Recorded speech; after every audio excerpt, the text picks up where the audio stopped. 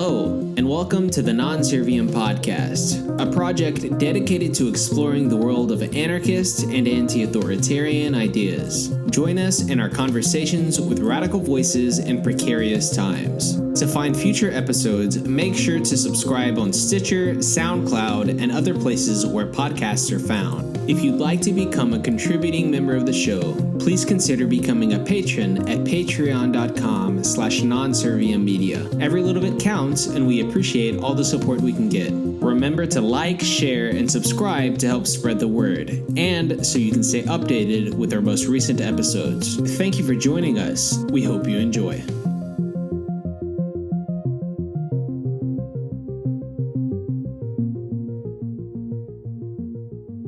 Hey there, everyone. Welcome to the Non-Serviam Podcast. I'm your host, Joel Williamson, and today we have on Crispin Sartwell as a guest. Crispin is a professor of philosophy at Dickinson College. He received a Bachelor of Arts from the University of Maryland, a Master of Arts from Johns Hopkins University, and a Ph.D. from the University of Virginia. Crispin is an individualist anarchist and political philosopher with significant interest in analytic philosophy, aesthetics, and theory of knowledge. He has an extensive and professional experience in journalism and music criticism and has written and published around 20 books. Without further ado, Crispin Sartwell, welcome to the show. Hi, Joel. How you doing? Not bad. I'm enjoying my early day off here, and it's actually quite nice outside, so I'd say it's a pretty good day over here in Austin. How about you? I'm good. I don't think I've written 20 books, though. That seems a little strong. Really? 10 or 12. I read 20 on your blog. I read like 18 on your blog. Yeah. Okay. There might be quite a few, I guess. It depends on what counts as a book and what counts as being an author and stuff like that, I guess. Yeah, fair enough. All right. I remember distinctly reading at least one of your books. Oh, good. Appreciate it. Yeah, for sure. I loved it. It was about 7 years ago. I read your book, Against the State, An Introduction to Anarchist Political Theory, not to be confused with the ANCAP Manifesto by Lew Rockwell. Yeah. And I got to say, it was definitely instrumental in helping me to shape my understanding and acceptance of anarchism. And I guess I should also note that this book was given to me by an anarchist who stole it from the library. But, you still got it? Yeah, I still got it. Of course I do. Yeah. I'm not giving it back. I still have books from my junior high school library, from 72. Yeah. Someday I'll bring them back. Racking up those fees, that's for sure. No doubt. All right. Well, what's this book all about, and why'd you decide to write it? Well, okay. I guess it's been a while. It was that 2000, 6, 8? I'm not sure. I just arrived at Dickinson College as a leave replacement for a person who was teaching the philosophy courses or the theory courses in the poli-sci department. And so I taught section after section of, basically introduction to political philosophy.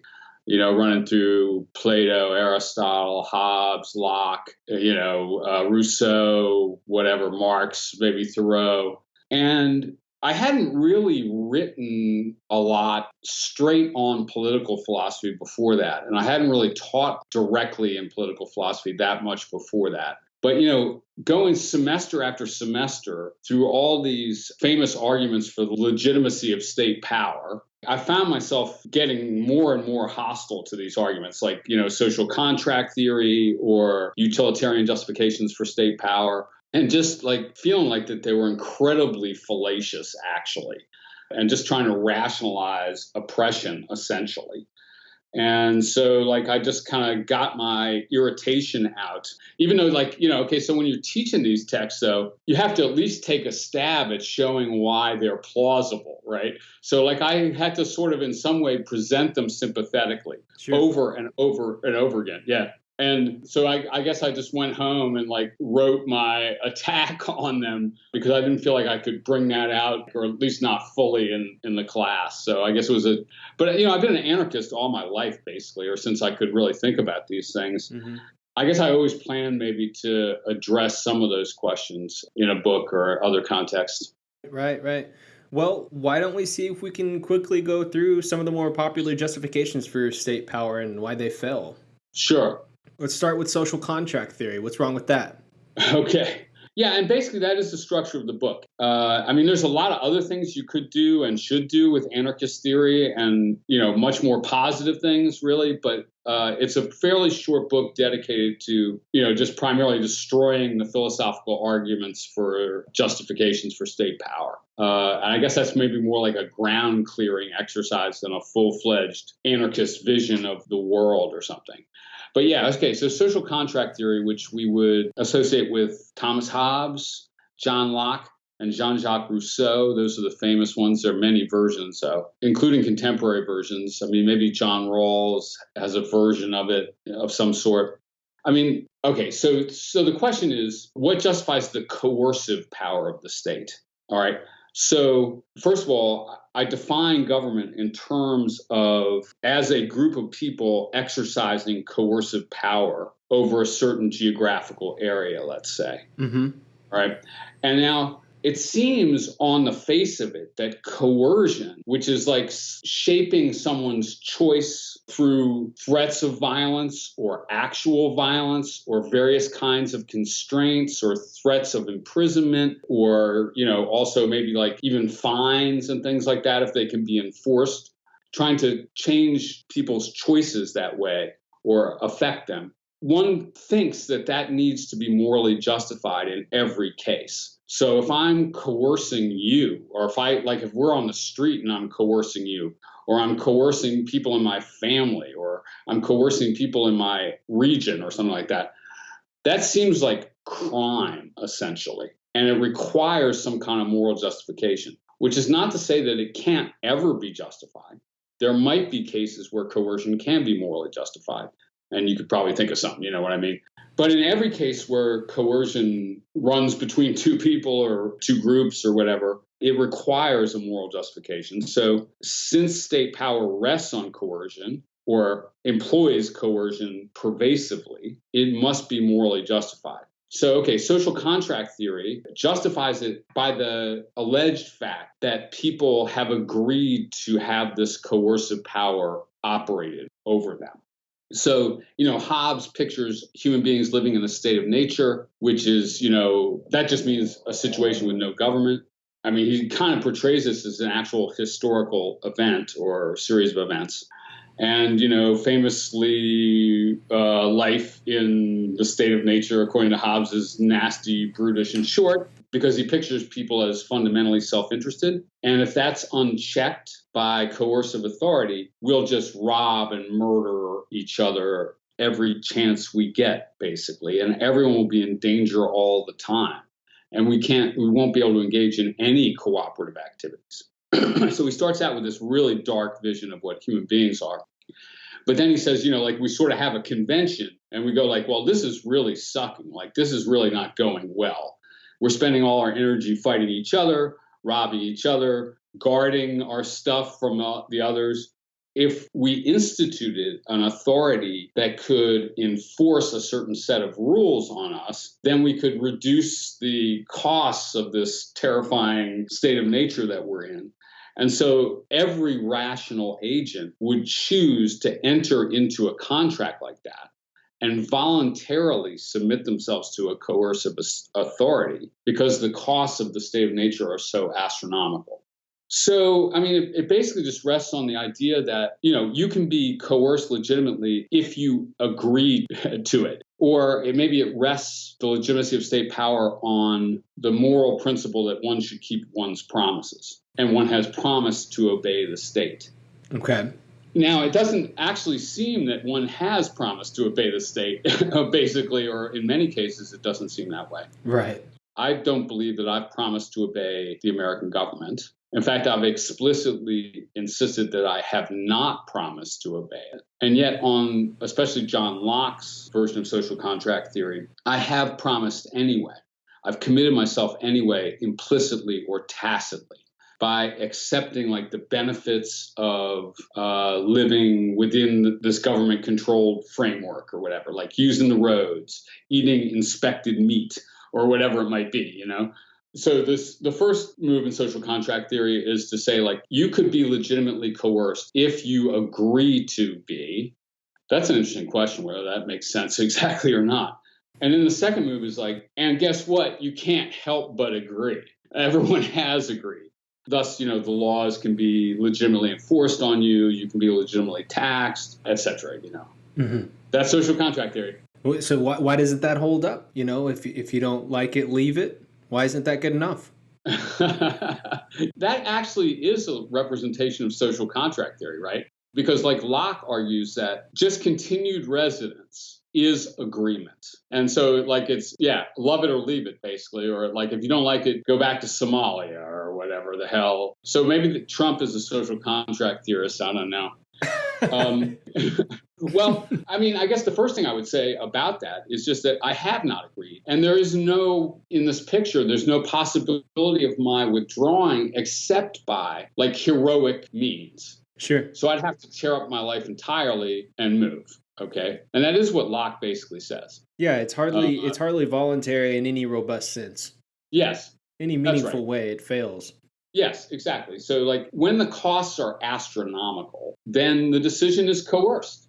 Mm-hmm. And if the decision is coerced, it can't undergird a valid contract. You see? Right. So like if you coerce me into accepting a car from your lot or something like that, if you force me to take it or somehow, you can't also charge me for it on the grounds that I've agreed. So I don't think most people have voluntarily agreed to be governed by whatever state they may be in. But more strongly, and I think this is somewhat of an original argument, I guess, I think the overwhelming power of the state, most states, relative to any individual in their population, makes it impossible to voluntarily agree. Even if I enthusiastically express my agreement, the voluntariness of that is partly a matter of the context in which I declare that. And if that context is so hedged about by force, then there is no possibility of actually voluntarily agreeing. So like if you're called upon to voluntarily agree to be governed by a state that has, hundreds of thousands of soldiers in uniform who are heavily armed and wearing, body armor, who have like artillery and nuclear weapons and things like this, I don't think you could tell whether anybody's agreement was sincere. And even if it was, that wouldn't underpin a valid contract because the context is so entirely coercive. Resistance is useless, basically. Yeah, so I really think it's kind of a pathetic argument. Like it's an embarrassingly bad argument, even though like plenty of people have endorsed versions of it or elaborated on it or tried to deal with the objections, I guess. Yeah. I've heard it said before that theocracy makes more sense because at least they claimed authority from God instead of out of nowhere. Yeah. Well, and if God was endorsing your government, I guess that would be a pretty good sign of legitimacy.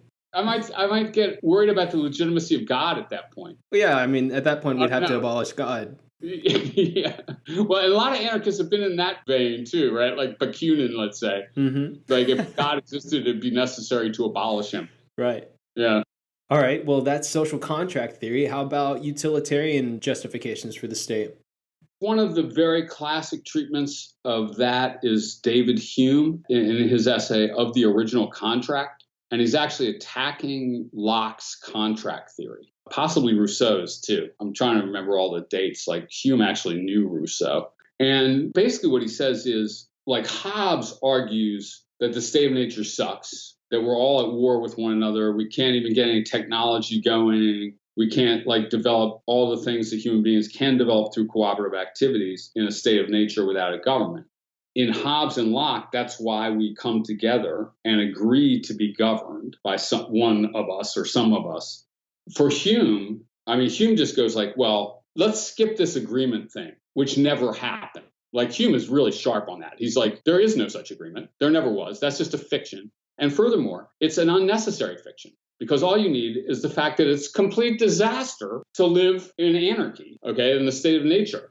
If it is a complete disaster and everyone suffers and no one can be happy, then that's all the argument you need for coercive authority. Let's just leave it at that. That seems to me, that to me makes a lot more sense than social contract theory. But why is that wrong?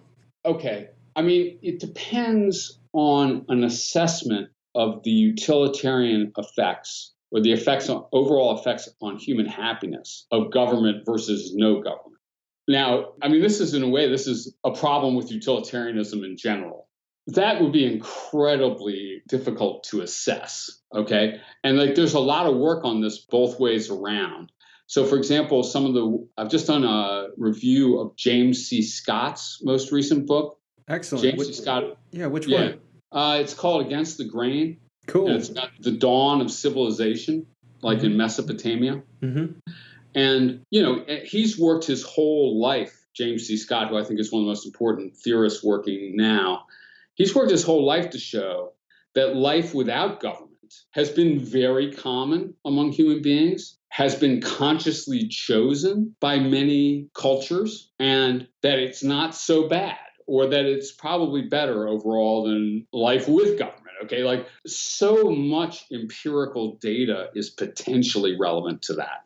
That's such an obscure question. And of course, it's such a general question. I mean, there could be situations without governments that are total utilitarian disasters. And there definitely have been situations with governments that are total utilitarian disasters.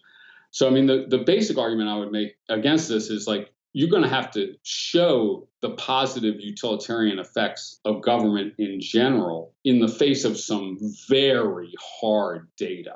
So, for example, all of the genocides of the 20th century were performed by governments, right?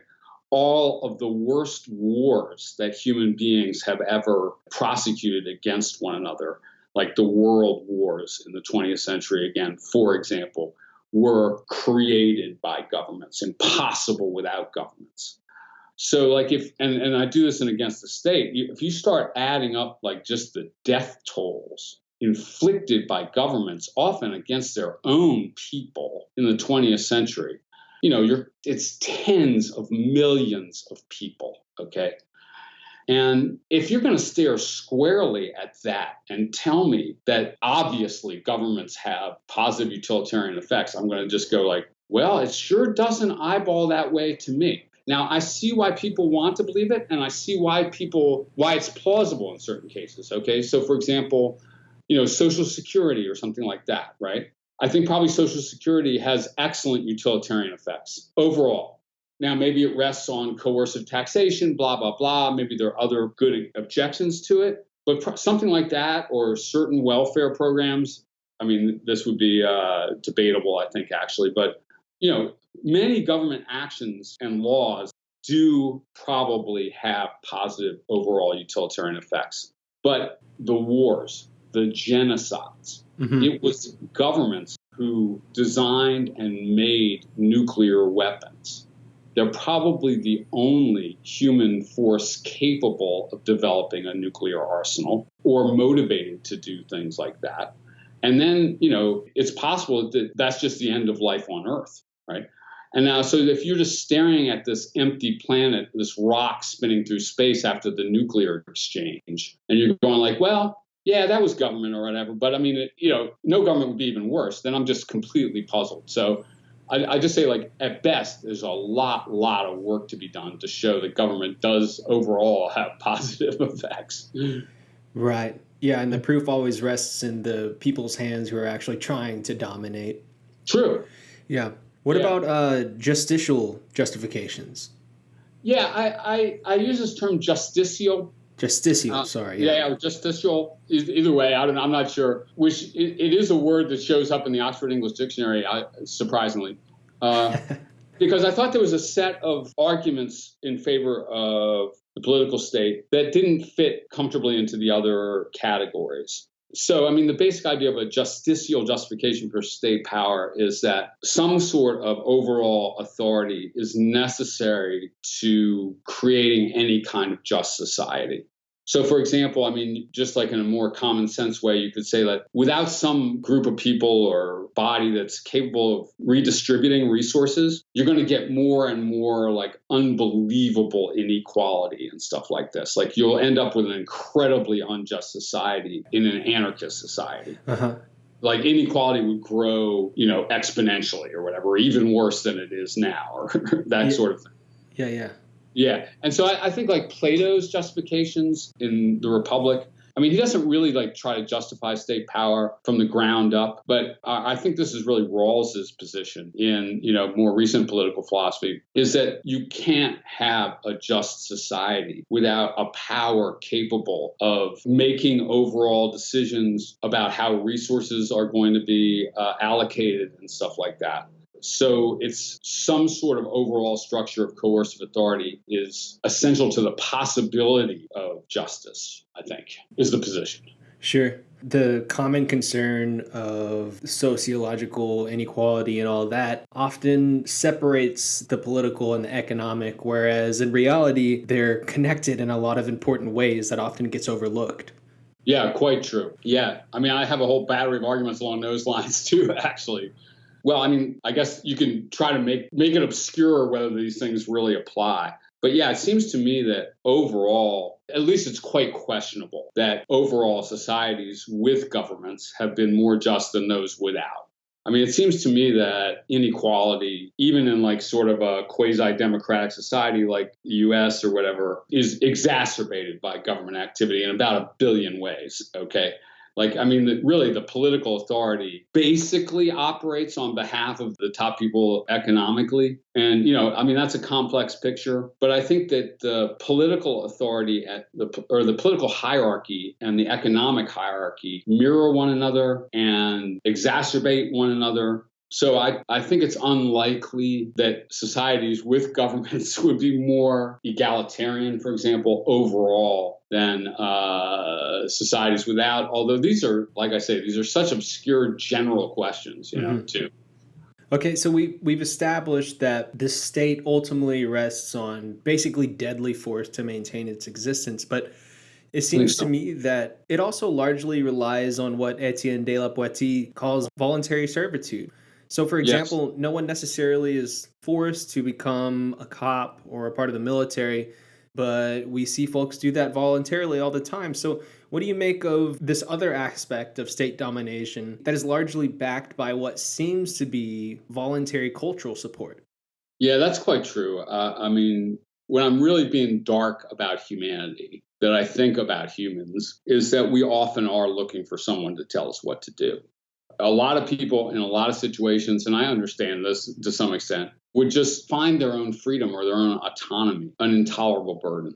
And I do think that probably you couldn't account for the pervasiveness of the political state and the history of the political state without acknowledging that it's something that, in some sense, people want, right? Now, where those desires come from, I mean, they're partly created by the state, right? Or by state education or that sort of thing. Yeah, it's learned. Yeah. It does kind of like bring you back a little bit to the social contract in the sense that I think probably a lot of people would voluntarily, even if it's not possible for them to voluntarily enter into a social contract with an existing state.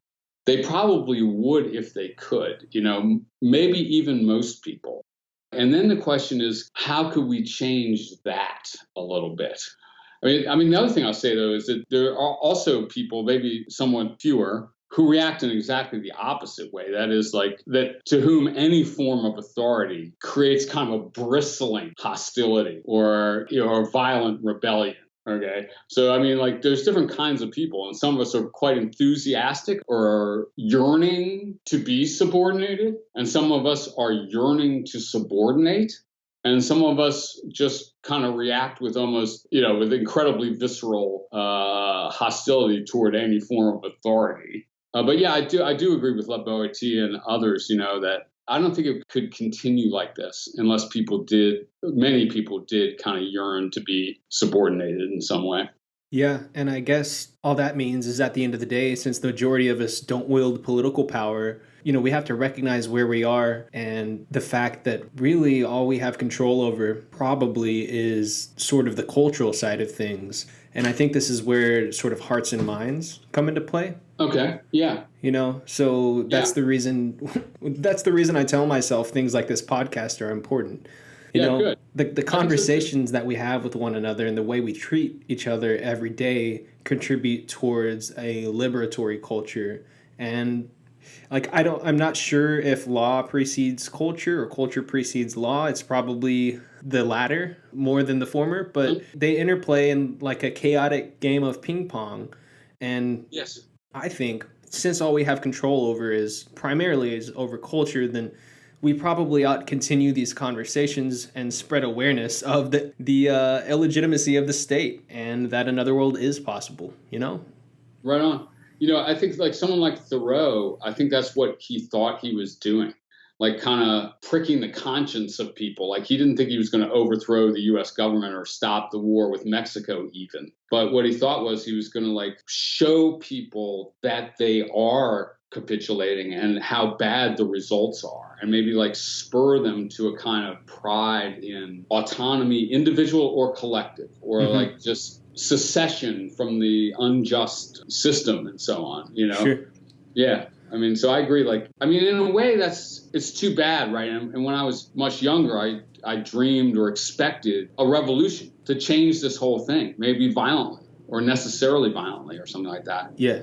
I guess I don't think about it like that anymore. You know what I mean? Like, I guess I stopped expecting that and maybe stopped affirming it. So I kind of agree with you. Like, we kind of it's about communicating with each other more than, at least maybe at this point, like marching on the Capitol with rifles or something, Yeah, I feel that. No, yeah, like I think one pitfall of like sort of a revolutionary way of looking at things is it's waiting to happen always and it's never actualizing.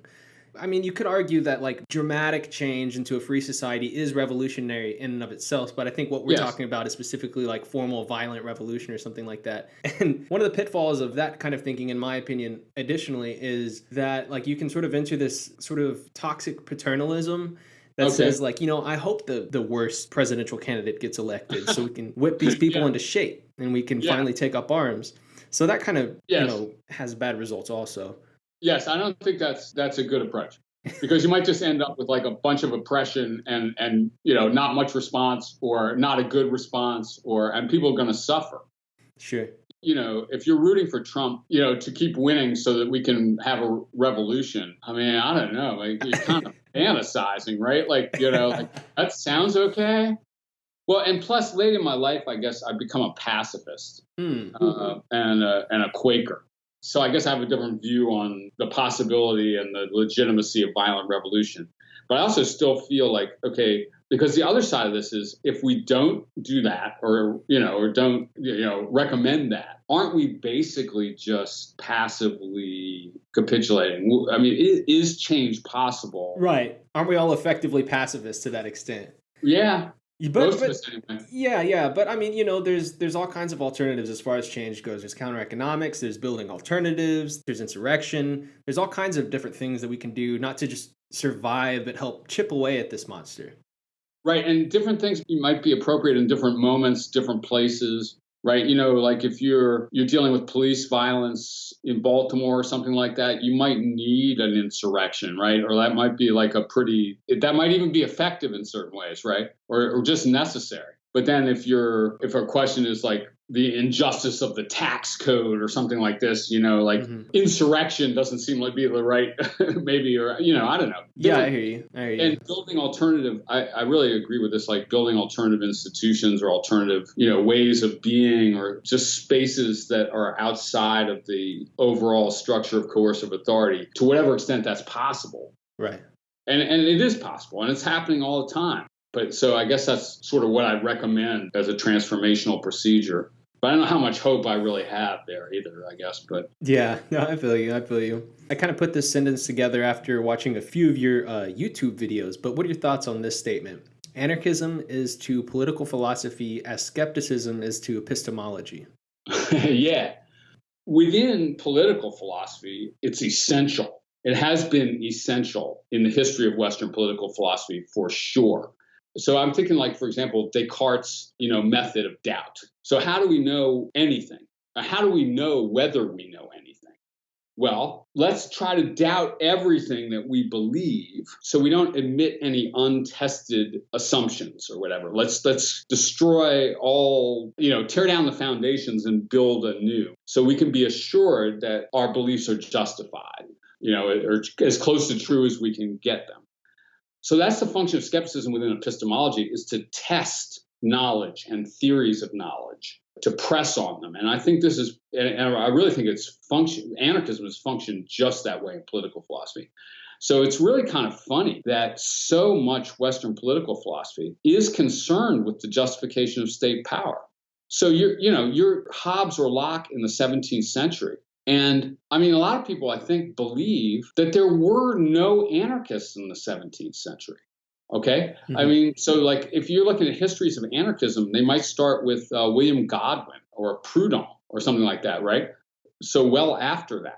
So if there are no anarchists in the 17th century, what are Hobbes and Locke doing, devoting their whole careers, or a big chunk of their careers, to justifying state power in the face of apparently anarchist objections? Mm-hmm. First thing I want to say is there were anarchists in the 17th century, probably more than we know even, because we tend to get repressed often. But there were definitely religious anarchists in the 17th century. So I think you can't understand Western political theory at all without thinking about anarchism at its foundation in some way. Like the foundational questions only come from anarchists, right? Like, why is that okay for you to arrest people, or for you to fine people, or for you to take people's stuff or whatever, right?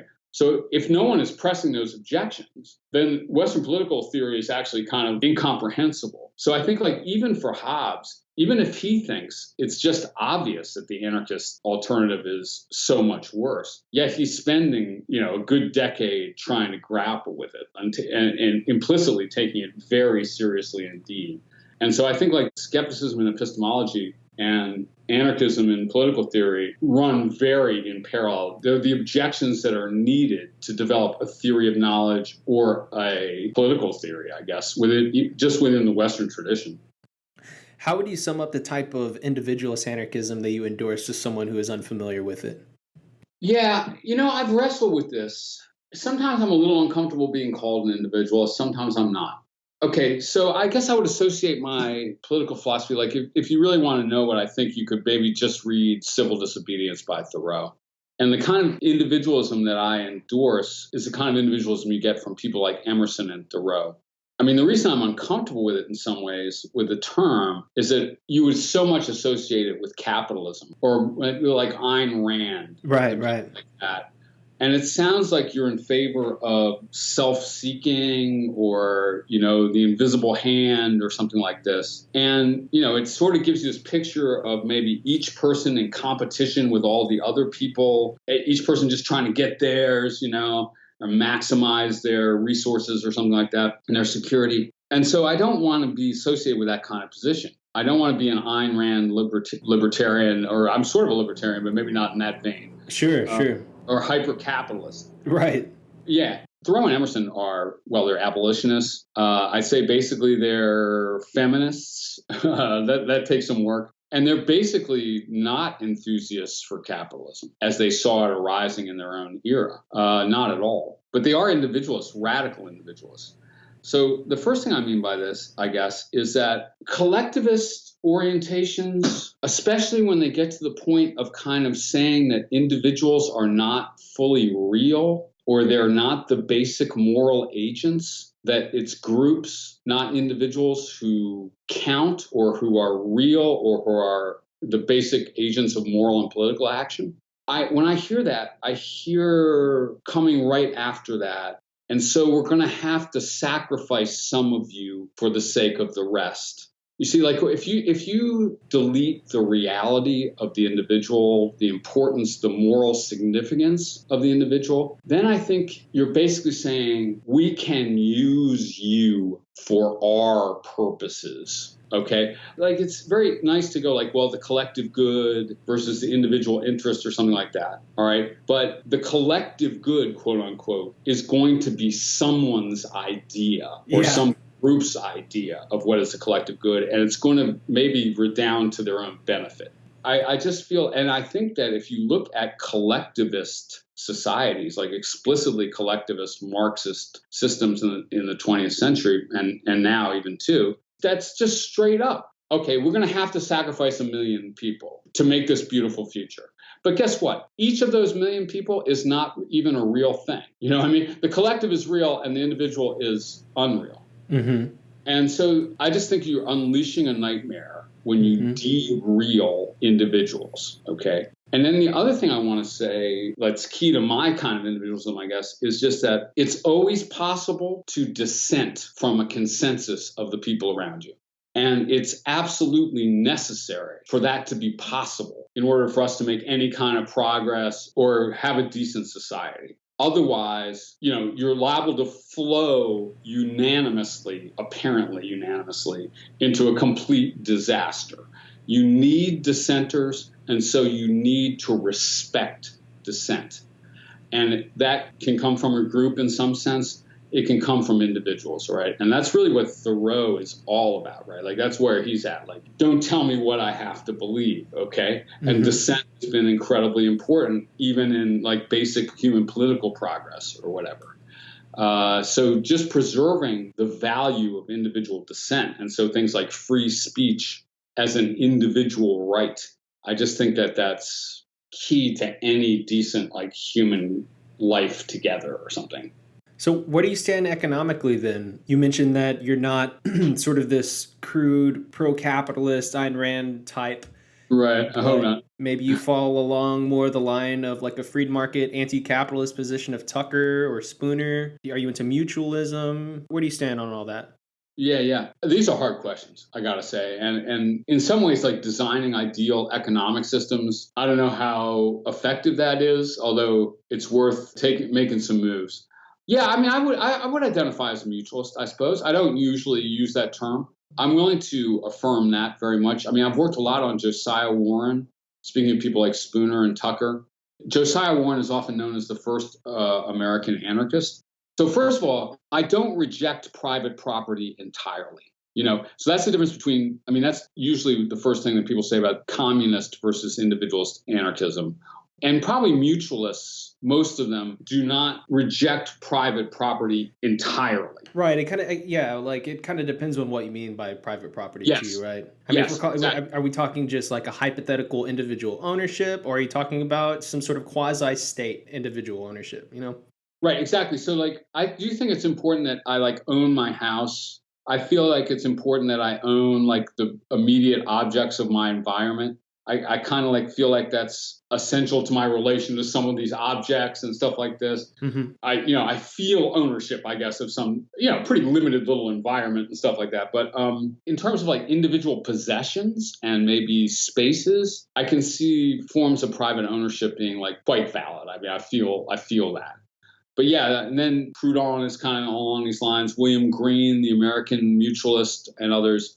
It's another matter, ownership of means of production or ownership of capital or ownership of, like, Jared Kushner owns 9,000 units of rental apartments in the Baltimore area, let's say. Okay. Now, I don't really know how to prevent that from happening exactly, although I do really think that you need state apparatus to sustain that kind of ownership. But that's the kind of thing that gives me the heebie-jeebies. But it doesn't give me the heebie-jeebies that I own my blender. You know what I mean? Yeah, totally. I don't feel required to turn it over to you for your daiquiris or something like this, although I'd be happy to share. So Josiah Warren had made all these very practical attempts to create a kind of labor economy, a labor exchange economy. Y'all can look this up or whatever, but time stores in which people bought goods using labor notes, that is, pledges to work, and kind of moving out from there into a very complex labor exchange situation. He managed to found several towns and construct the houses and all this, and have pretty successful communities, basically with no state money or whatever, but through procedures of labor exchange. I mean, I think the stuff you get in Mutual Banking by William Green and kind of Proudhon's concepts along those lines and stuff like that, very promising. And some of them have been tried. I mean, something like a credit union is not even that far from that, I think. And, there are many forms of labor exchange, informal and formal, that are pretty central to the economy anyway and stuff. So, yeah, I like the mutualist move, basically. Cool. All right, so a lot of people associate individualist anarchists with Stirner and his amoral egoism. What are your thoughts on his whole approach to this thing? Stirner is, I definitely don't count myself an egoist, man. And I really do see that as kind of monstrous. And if you're reading Stirner, he keeps kind of saying or hinting that only his own consciousness is real or something like that, or real to him. And that's true for each of us, maybe. I don't believe that. I don't want to believe it. Now, Stirner is a much better, more interesting intellectual figure than people sometimes think. And every time I return to him, I think like, wow, there's about 30,000 interesting ideas here. And plus, he sounds like Friedrich Nietzsche. He's quite a bit before Friedrich Nietzsche. I've heard Nietzsche was influenced by him. Yeah, and maybe not acknowledged either. Definitely not sufficiently acknowledged. Even the whole tone. And I do like his I love the iconoclast. Like, he just rips and tears at so many things that people, all believe without thinking about it, or like he presses on all these assumptions, all these moments in history. So I think like he's quite brilliant. Mm-hmm. I mean, Karl Marx was obsessed by him, wrote a whole gigantic book trying to refute him. So it's an interesting thing, but I would contrast that kind of egoism to like an Emersonian style individualism. They overlap in a lot of ways, really, but self-seeking is something that I don't want to be merely a self-seeker, and I don't think I am, and I don't think we are. I mean, I don't know if Stirner really, if Stirner is a psychological egoist in that sense. I guess he is, more or less. Like, we're always seeking our own gain, although it's not just economic for Stirner. It's all this kind of ego stuff and self-image and things. I guess I don't want to believe that about myself, and I don't believe it about myself. And I do want to open up the possibilities, keep open the possibilities, and expand the possibilities of cooperative action. Yeah, I hear you. I think there is that in Stirner, but I also understand your hesitancy with embracing him fully. And to be honest, I feel like we could dedicate like an entire 3 hours on the topic if we wanted to. I need to read, maybe. What was that? I probably need to go back and reread before I do the 3 hours. Well, he's not an easy one. There's just so much to say about it and so many different directions you can take it. But yeah, it's easy to caricature him. Sure. And it's hard to avoid caricaturing him real quick, like in 30-second response or whatever. Of course. Because it's pretty rich philosophy, actually. But it does have a certain kind of monstrousness, I think, to it. I also want to say that I think groups are real. I think we're social creatures, and I think collective decision-making is possible and things like that, okay? But probably Stirner does, too. Yeah, the union of egoists. The union of egoists, I guess, is where he ends up, something like that, yeah. All right, well, let's move on a little bit. You mentioned it earlier. Speaking of the Reds, I understand that your parents were Marxists. I was wondering, in what way did that inform your political views, and how did you get into radical politics in general? Yeah. Okay, my mother's parents were just straight up Communist Party members in the 20s and 30s. She was raised, going to communist meetings and things like that. And, she came out of that far left, although, not straight communist or something like that in the 60s when I was a little kid. Now, my father was actually a Republican, more or less, I think, but my mother divorced him and remarried someone who was a high school history teacher, actually a Quaker as well, but was a Marxist, counted himself as a Marxist, and they both did, especially in terms of describing the history of the world, like doing history. Mm-hmm. They both took like a Marxist approach to that. And, they both basically accepted this idea that the history of the world is a history of class struggle. I remember in the late 60s and early 70s, both of my parents were real enthusiasts for Mao, right? They just thought that what was happening in China was just this harbinger of a redeemed world. Oh, no. Right in the middle of the Cultural Revolution. I mean, there's limits to what we understood about that, I guess, at the time. I mean, just like my mother's parents really were pro-Stalin till the end, you know what I mean? So I did come up with that. And okay, so I was like a really reading little kid from pretty early, And I counted myself a Marxist for a few months. I read the Communist Manifesto. I read a bunch of Marx and a bunch of other Marxist theorists when I was 12. And I don't know what exactly the process was, but it struck me at a certain point that my most basic intuitions were just straight up anti-authoritarian. Mm-hmm. Okay, and I was fighting with the teachers and administrators in my school, like mad on this, or just like resisting their authority and my parents' authority. Okay, so this Marxism came from my parents. I reached a moment of rejecting their authority, and I reached a moment of reading Marx and going like, guess what? This is a totalitarian political philosophy. And like, okay, so I don't want this. And so then I don't know how I got Emma Goldman's Anarchism in my hand at that moment, but it came to me.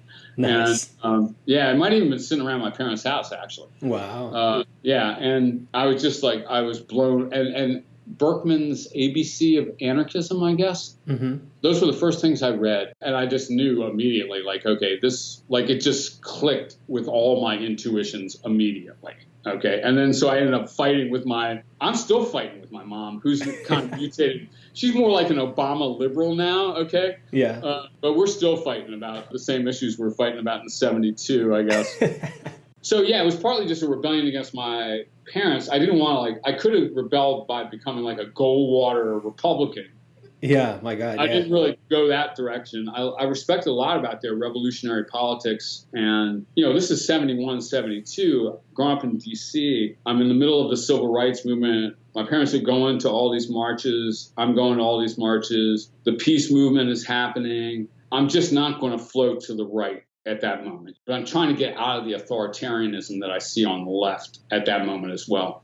Sure. I've had this thought. If we raise good anarchist kids, then what do they have to rebel against? Like, worst case scenario, they end up like well-adjusted, apolitical people.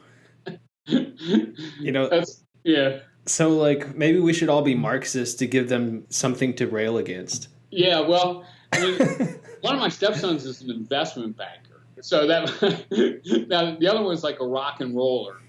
Uh-huh. So, I'm not sure what I had to do with either of those things, but yeah, maybe some rebel and some don't. Right. So you mentioned Thoreau and Emerson and a few others. Besides them, were there any other political thinkers or philosophers that were particularly influential in the development of your political understanding?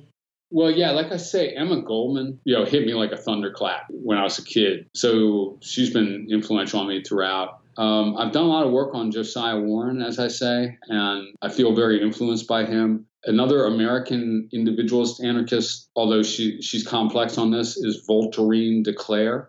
Some of the anarchists are undeservedly obscure, I think.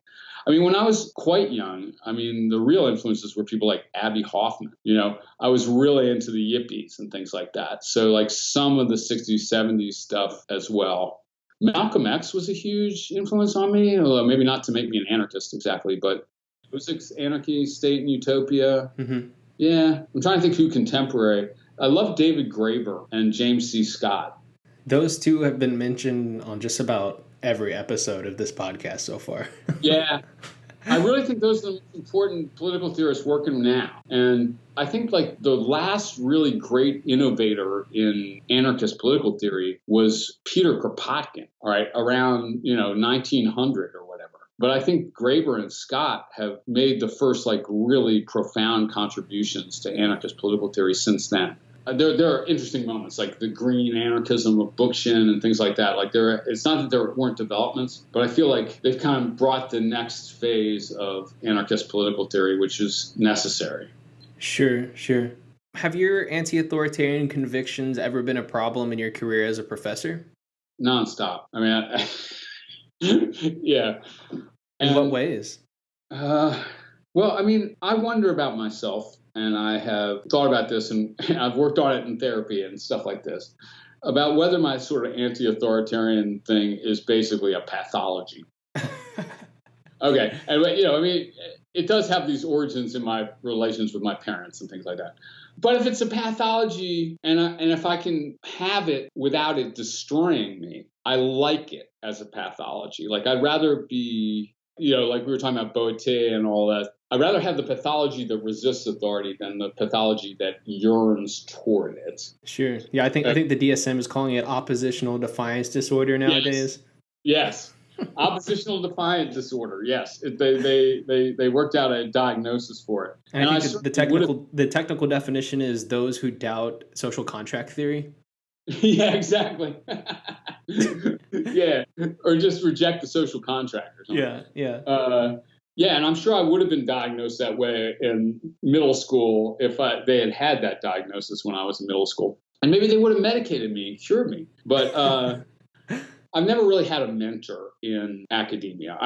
It's been a fight all the way through, I guess you'd say. So, like I started rejecting my professors' positions immediately. My dissertation supervisor was Richard Rorty, quite a famous philosopher. And I dedicated my whole graduate career to refuting his philosophy. That's brave. I don't know if it was brave or not. Like it was really pretty stupid. Like it took me a long time to get through. And I didn't end up with a really screechingly excellent letter of recommendation from Rorty, I don't think. And I probably could have learned more if I wasn't so busy all the time going like, okay, what's wrong with that? What's wrong with that? How can I destroy that one? And also, I should say, it wasn't just a matter of fighting against whoever was there. I do reject Rorty's philosophy, like on other grounds, I think, than the pathological. But yeah, it's been a problem, and I've had a very fraught relationship with each of the institutions that I've been embedded in.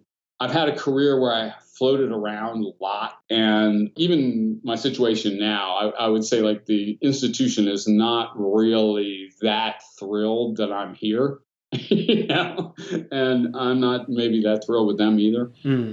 I would think that a little less of that could have led to a much more successful academic career. But of course, who knows? But well, yeah, it's the burden of the radical, I guess. I guess. The burden of the radical that fits outside of the accepted radicalness of academia. Yeah, true. That's true, too.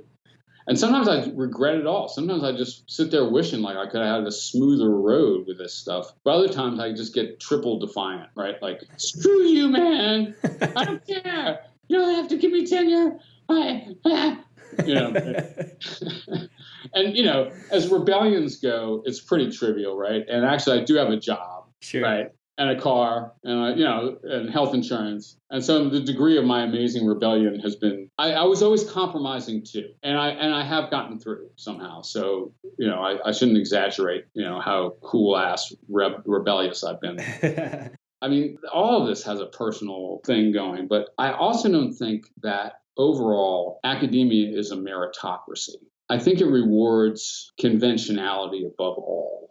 For one thing, that's why you end up with this unanimous professoriate and this kind of real smugness that you get in academia. Yeah. I need to make a structure in my head of what's wrong with academia or something, but I'm not very impressed with the philosophy that's emerging from academia right now. Yeah, when I was say I was in grad school in the 80s, you had these figures that were really very distinctive and very interesting and very unconventional. I would include Rorty in that, or people like maybe Arthur Danto, who was kind of also a bit of a mentor and friend of mine, or say Alistair McIntyre, or not to mention Foucault and Derrida and this kind of thing. And I think that if you had people that showed that much creativity, flair, and unconventionality now, they couldn't make it through grad school, man. They would just get extruded. And there really are very few figures working on that kind of level now, or with that kind of originality or boldness or distinctiveness of voice and things like this. It's not that there's nobody, but we're producing very conventional, predictable intellectual products, it seems to me, both the people and the texts that are emerging. I don't know how to explain that either. A continual drift towards conformity and ideological conformity. I think part of it is economic pressure.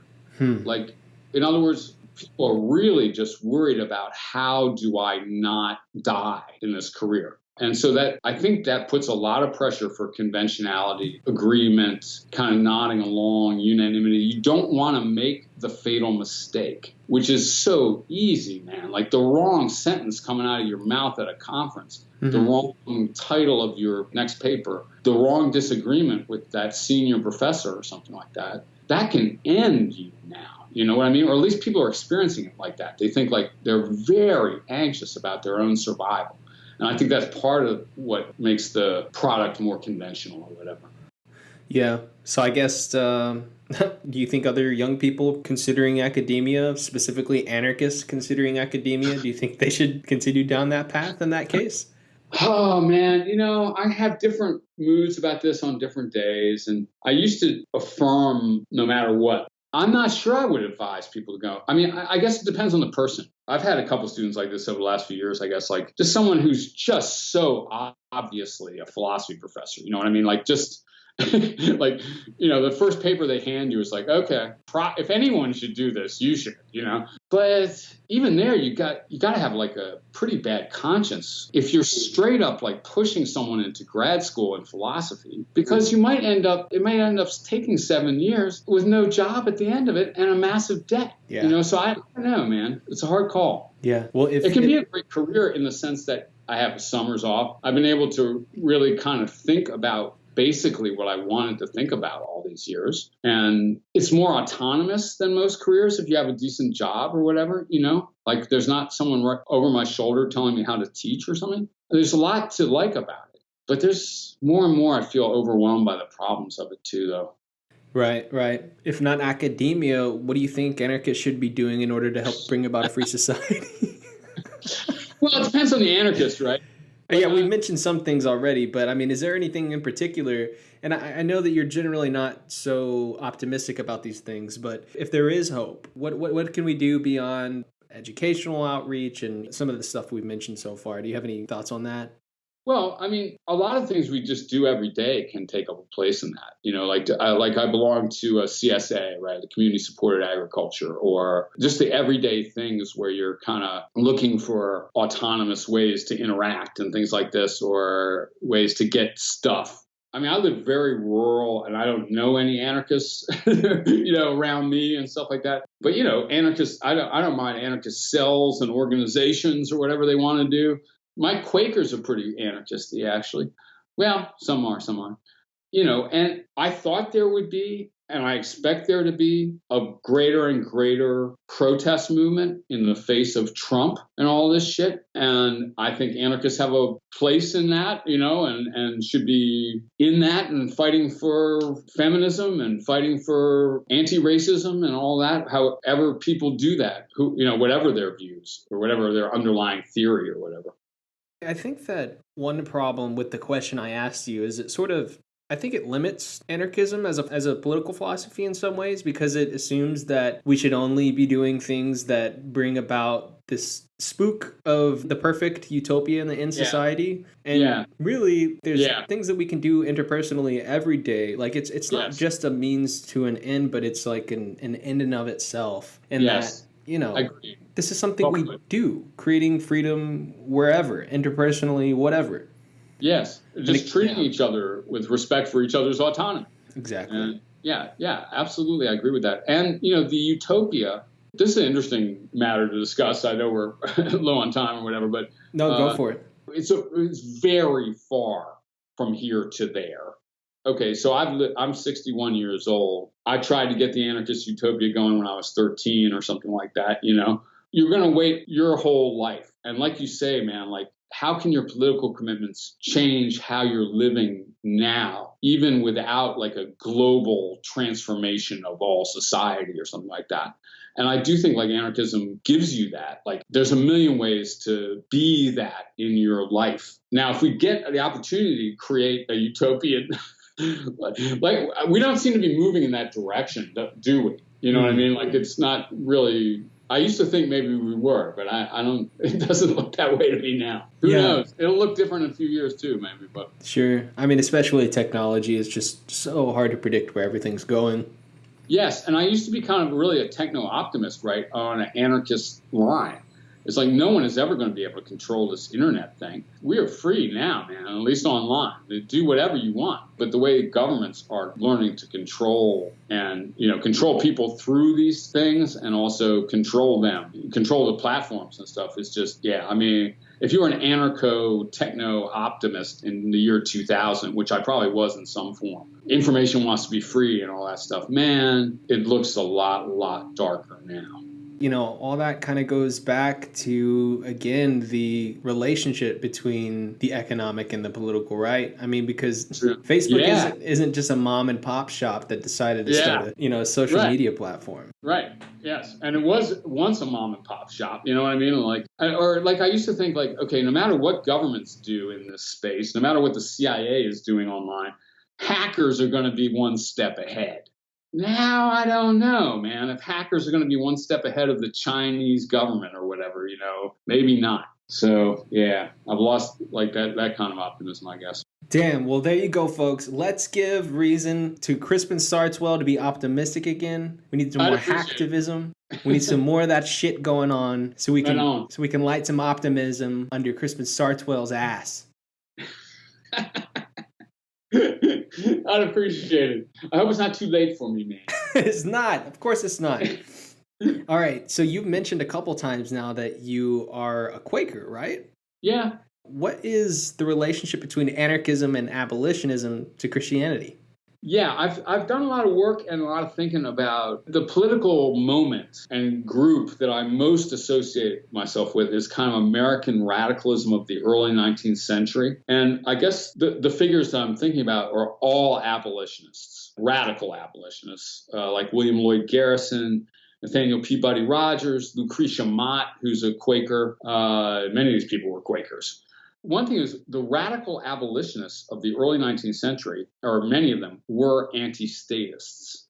So William Lloyd Garrison or Lucretia Mott are straight in-your-face opponents of the existence of the political state in general. In that sense, they are anarchists. And they come to that position out of their abolitionism. So they take as the fundamental moral insight that people can't own people.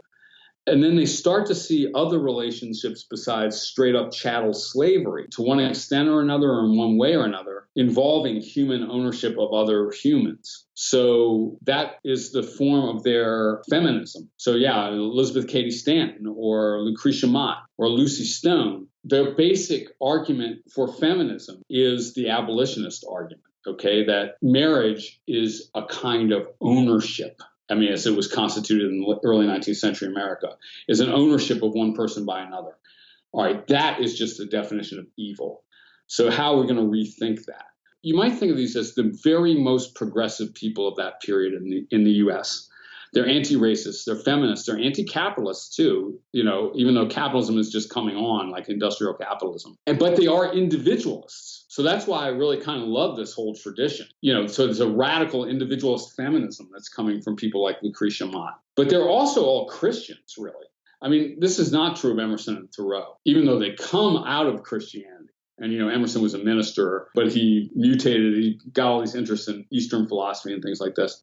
So William Lloyd Garrison, though, is coming to his anti-statism and his abolitionism and his feminism straight out of the Sermon on the Mount.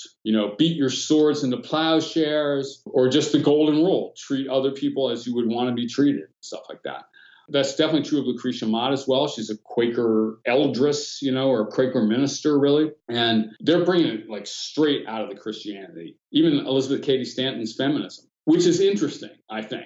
I was an atheist my whole life, and my parents are both atheists. But I found myself yearning at a certain point for something. I guess I've been exploring different spiritual traditions for a long time. And I was just reading a whole bunch of Lucretia Mott and stuff like this. And I started going to Quaker meetings. And anyway. Quakerism by far seems to me to be the most palatable form of Christianity from my perspective. I guess me too. So here's a question on the lighter note, maybe one that's a little easier to answer. Has Christianity been a net benefit or hindrance on the world? Yeah, no problem. My first impulse is to say a net hindrance. I do think these are basically unanswerable questions. You know what I mean? Like just the extent of the phenomena that are relevant to the assessment of a of a question like that are just too vast. But so I guess you get the Crusades or the Inquisition or maybe priestly sexual abuse, things like this. You get Martin Luther King, like I say, Lucretia Mott and William Lloyd Garrison, the beautiful Sermon on the Mount, the unbelievable oppressions that have been committed in the name of Christianity, the wars, the deaths, you can't publish that theory, Galileo's of Christianity. I mean, it probably is too big a question. So I think Quakerism overall has had a fairly positive effect. I suspect that Catholicism has not. Mm-hmm. But on the other hand, if you looked at, liberation theology in Latin America, or how many poor people have been fed by the Catholic Church or something, I'm just not sure how to tote it up, man. So I don't know. Yeah, I hear you. Let's skip to some actual fun questions now. All right, so I read on your Wikipedia that your great-grandfather, Herman Bernstein, broke the story about a secret correspondence between some world leaders during World War I in the New York Times. What was that all about? Yeah. Well, my great-grandfather, my mother's father, Herman Bernstein, is really a fascinating figure, actually. And I've got his book sitting around. I kind of came back to him and helped make the Wikipedia page on him and stuff. Yeah, he was a reporter. I mean, for many papers, the New York Herald, the New York Times, and others. And he was in Russia during the revolution, covering it for American newspapers. I mean, I didn't really have the story of this straight for a long time. It was just more like a family rumor. So the Bolsheviks, I mean, I think this is the story. He doesn't quite tell this in his book on this, but the Bolsheviks opened up the Tsarist archives. And Herman Bernstein found stuff in there, among other things, an exchange of telegrams between Kaiser Wilhelm and Tsar Nicholas in the run-up to World War I. And it amounted to a secret alliance, basically. Wow. Yeah. And so they were communicating to each other, and they were his book, Herman Bernstein's book on this, had an introduction by Theodore Roosevelt. It was called the Willie Nicky Correspondence, because that's how they referred to each other as, and I think they were related too. Okay. Like all these Habsburgs or whatever the hell they were. So they're like saying, "Hey, Willie, what's up? How's the army," or whatever.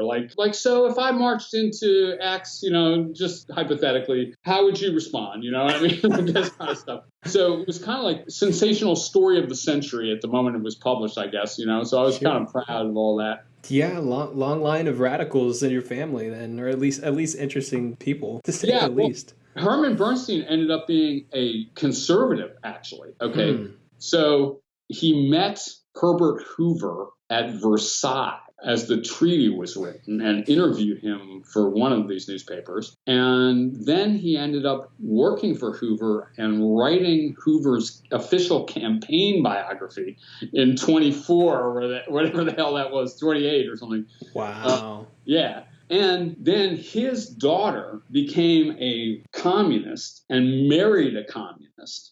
And I don't know much about this, but there just had to be like a family war about this, where Dad was Herbert Hoover's buddy, and Hoover appointed him ambassador to Albania too. And but we're communists bent on destroying Herbert Hoover and all he stands for. So. Oh my God! So see, that just goes to show again that you need to give your kids something to rebel against, lest they become conservatives. Yes. Communists. I don't know. Whatever. All right. Like they become radicals in the wrong direction by your lights, whatever that is. Yeah. What's the algorithm that produces anarchists? Yeah. Good question. I always thought growing up in D.C. helped. Yeah, probably so. Yeah. Surrounded by feds all the time. Yeah. Like your friends' parents, even your friends don't know what they do. Okay. And yeah. And it's hard to have like a mystical feeling about the excellence of, the amazingness and the meaning of the American government when it's all just, the alcoholic dads in the neighborhood that are running the country. You know what I mean? God damn. Yeah. So there we go again, wishing like this toxic paternalism on others. Yeah. Yeah, so DC will make you a skeptic, like just being close to power all day, or For sure. What was it like working as a rock critic? Oh, I still do some music criticism, I guess, from time to time. I did a bunch of this in the 80s, like freelance rock criticism. I don't know, I lived in London for a year and wrote for Melody Maker. I was writing for a lot of different newspapers and magazines, covering shows, interviewing artists. Record reviewing was really my thing, though. I don't know, it was great fun. Like, I was really into it. Like, one thing, for many years, I got all kinds of free records and merchandise and shit. Like, I'd come home from my, grad student day at Hopkins or whatever, and there'd be a giant box from MCA Records featuring all their country releases for the month or something. And I'm going like, yeah, all right, this is good. I got to interview some people like Cyndi Lauper, Chrissy Hine, In Excess. I don't know. I had some really great experiences this way, I guess. That's pretty cool. Yeah, I really gravitate toward country, and that's usually what I write about if I write about music now. Do you write about modern country? Yeah, I just did I have a column that just came out today on the state of country music right now. I haven't read it yet. Yeah, please do. I haven't read it yet, but I gotta be honest, I don't know if there's any genre that I like less than modern country music. And I don't know if there's any genre I like more than classic country music. Yeah, okay, cool. I understand that. I really do. And that's basically maybe what I'm saying in this piece, too. But I might be able to direct you to some really cool contemporary artists, too. Please. So, well, you're in Austin, for God's sakes. Sure. There's good throwback country here and there. Yeah. It's usually not so popular. There's Sturgill Simpsons, everyone knows him. But all right. Yeah. So speaking of music, how can I become more proficient at the harmonica? I'm a little bit off the harmonica. I'm trying to learn the mandolin. Well, I mean, the way I learned it, I guess, was just like playing all day with Sonny Boy Williamson and Little Walter records, and just trying to reproduce what they were doing. Yeah, nice. I might have had a lesson or two with this guy named Pierre Beauregard. Okay. In D.C. I'm happy to show you some stuff if we get together sometime, or we can do it by Skype even, maybe. Sure. I mean, I play a little bit with a little, harmonica holder with some guitar, but yeah. I wouldn't say I'm a harp player by any stretch. Yeah. That's hard. Playing on a rack is hard. Well, I mean, if you can get away with it, even if you're kind of shitty at it, I think. Yeah. Because of Dylan. Because Dylan. Yeah, exactly. Yeah. He inspired everyone to become like a shitty harmonica player. Yeah, well, it still pisses me off, actually.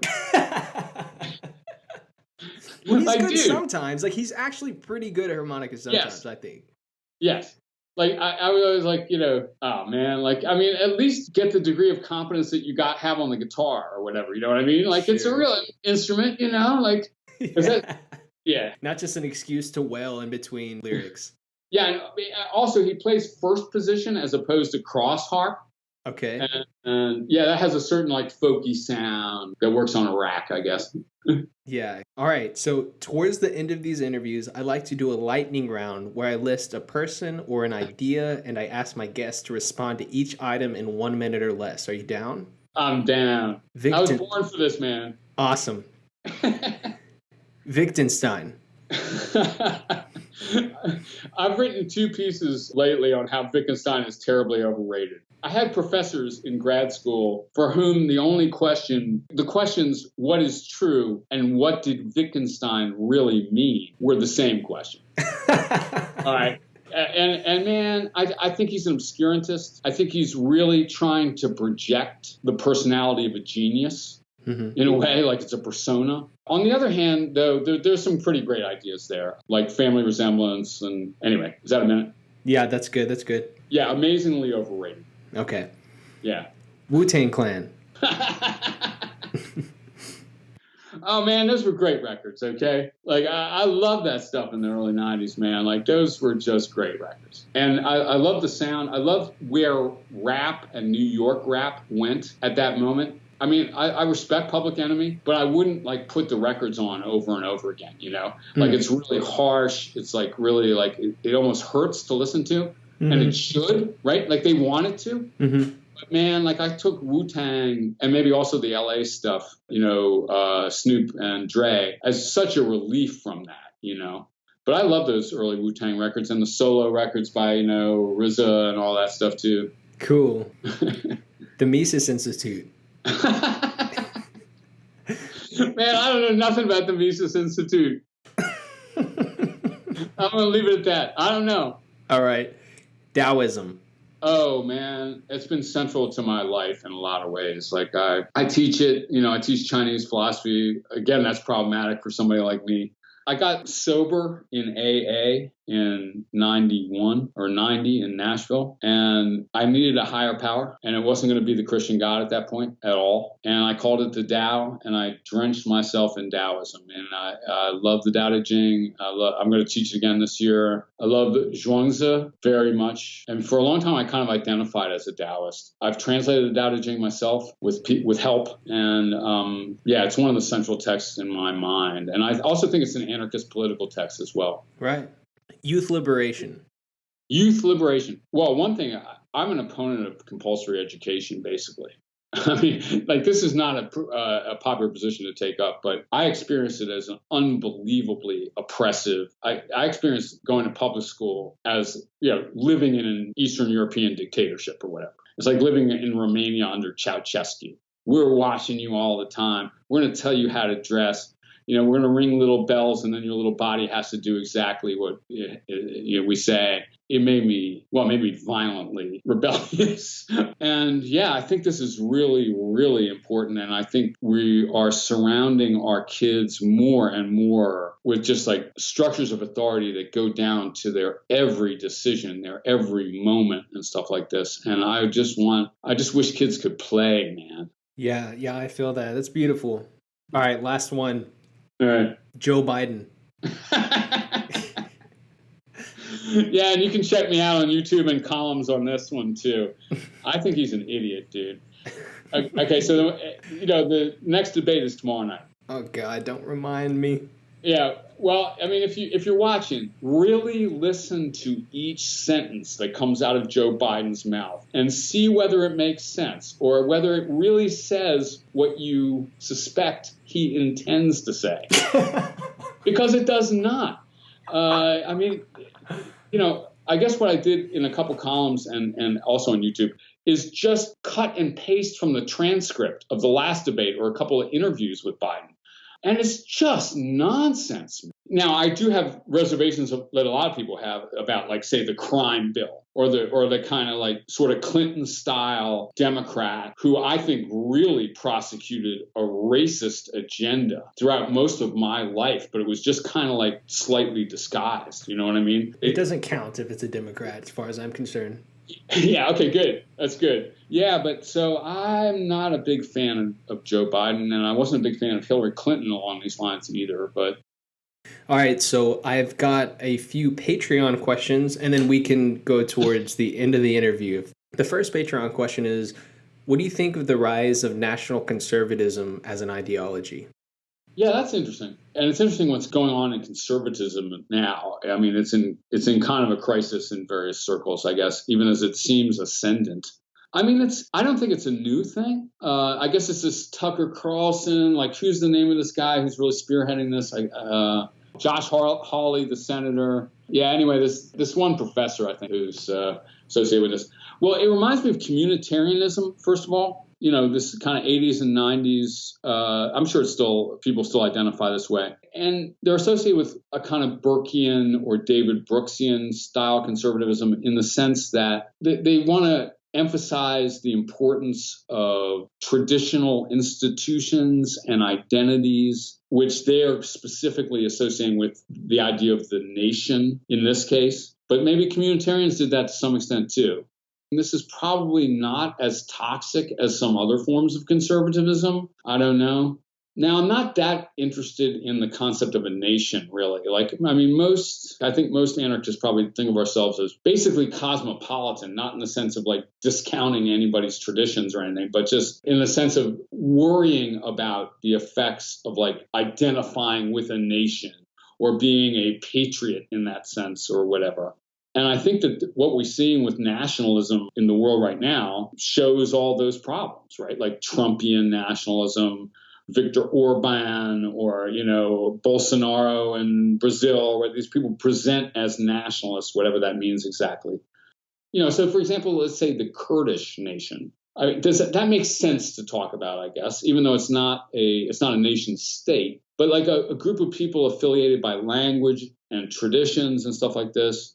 Like, I think you have to acknowledge the centrality of that to history. And I think those sorts of identifications aren't necessarily totally destructive or something like that. But of course, you immediately inch into nationalist disasters or whatever, I guess, as well. I don't know. It's an interesting development, and it shows the splintering of conservatism. But I don't think conservatism ever made sense as a political ideology. It was always an alliance of really different kinds of positions, like evangelical Christians and libertarians, let's say. Mm-hmm. All right. I mean, they are as opposed to each other as either of them is opposed to the left, if you ask me, or they should be. But they ended up in the same political party. And I don't think like the Republican alliance as it stood like in the Reagan years or in the Bush administrations, I don't think it made sense ideologically. I mean, there were, I think conservatism is 5 or 6 different kinds of things that are mutually totally incompatible. And so it doesn't surprise me to see different tendencies emerging. Some people super enthused for Trump, some people really repulsed by him in the conservative wing, etc. But anyway. Yeah. Do anarchists overrate or underrate family? It probably really depends on the anarchist. I think that many anarchists have been very critical of the institution of the family. One of the best things about anarchism is its association with feminism throughout its whole history. And, from Mary Wollstonecraft, with William Godwin to Emma Goldman and Voltairine de Cleyre, et cetera, et cetera. And even the male anarchists have been, by and large, feminists, which is a good thing. And they've often been, as Emma Goldman certainly was, for example, critics of the family, the nuclear family. Maybe critics of monogamy even. On the other hand, many other anarchists have kind of like viewed the family as relatively natural, relatively harmless, or a relatively decent social configuration. So I don't know that there's one. I kind of like the family, I guess, although I've had struggles with my own. I wouldn't take any massive steps to destroy it as an existing institution or something like that myself. What's a good antidote for loneliness and alienation in the modern world? That's the last Patreon question, by the way.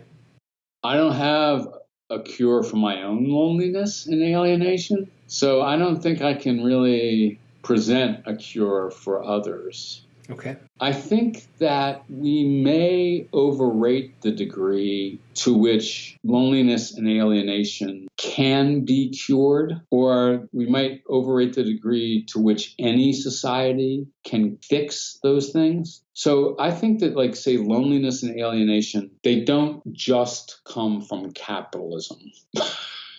They're pretty fundamental to many human experiences and many human lives in any system, I feel. But some might do better than others, right? And like maybe a tribal culture or something has done much better with this kind of thing. I don't know. I think that any social group can be alienated, or basically any social group is alienating. Like you might just not identify. I don't think we can totally fix it, but maybe we can fix some of the pain that comes with it. And I don't maybe think we should. Like, I don't, if you weren't alienated from your social situation, I think, if no one was alienated from American political culture or economic culture, I don't know what we would look like, man. Maybe like slaves, really, or something. I don't know. Or this mental slaves. Or I'm not sure. I think people are alienated. And I don't think it's fixable, although certain forms or in moments of it might be ameliorable, Yeah, totally.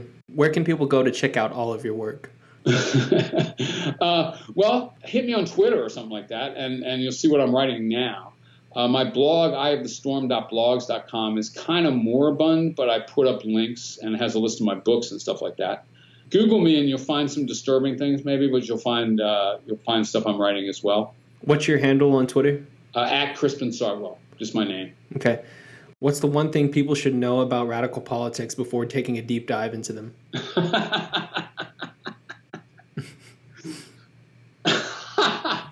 Now, the first couple things that ran through my head were just, really cynical, man, which sucks. Okay, like I had a sense it's not going to work out. How about this? Like, it's essential, man. Like, it's all right. I mean, we are in a somewhat more radical moment. Even like AOC, and stuff like that, or even the fact that people are identifying as socialists, Like, I think radicalism, I guess on both sides, is coming up more, I mean, my own experience was, I don't know what to say about this. I mean, I come from out of the civil rights and peace movement eras, which were really when I was a kid. And a lot of my experience has been feeling like it kind of didn't work out, or just wondering whether it can possibly work out. But I'm glad people are still trying, man. But I don't know how much I'm trying myself, except just to express it, I don't know. Yeah, I hear you. All right, everyone needs to go follow Crispin, buy his books, read his blog. I want to thank you again, Crispin, for joining me on the podcast. Thanks, Joel. It's been fun. Cool, man. Yeah, I appreciate it. We'll talk to you again. Great. All right, bye. Bye.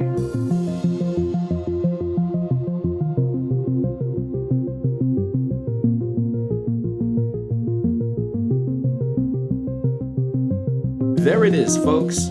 I hope everyone enjoyed my interview with Crispin Sartwell. If you enjoyed this episode and would like to see more, visit our website at nonserviam.media. There, you'll find the full catalog of our interviews, as well as links to our YouTube, Stitcher, SoundCloud, and Patreon accounts. If you'd like to help us keep this project going, consider contributing financially through Patreon. When you become a patron, you'll get a sneak peek of who our next guest is, as well as have an opportunity to contribute an interview question for that guest. So if you think you have any interesting questions to ask, or if you just want to help us keep the lights on, head on over to patreon.com/nonserviummedia to join the team. You can also help us reach a larger audience simply by liking and sharing this episode. Thank you all so much for tuning in. We'll talk to you soon.